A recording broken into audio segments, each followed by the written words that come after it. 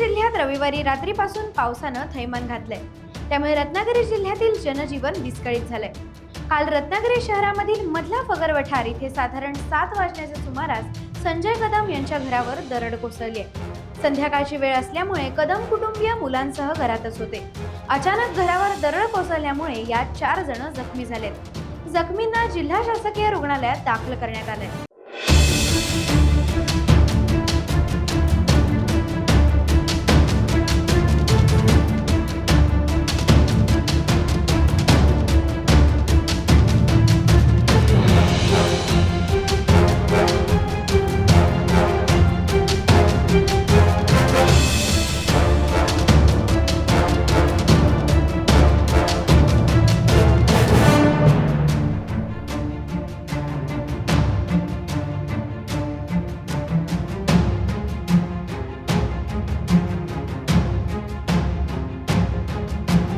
Times डिजिटलला like करा, subscribe करा, share करा आणि बेल आयकॉन दाबायला विसरू नका।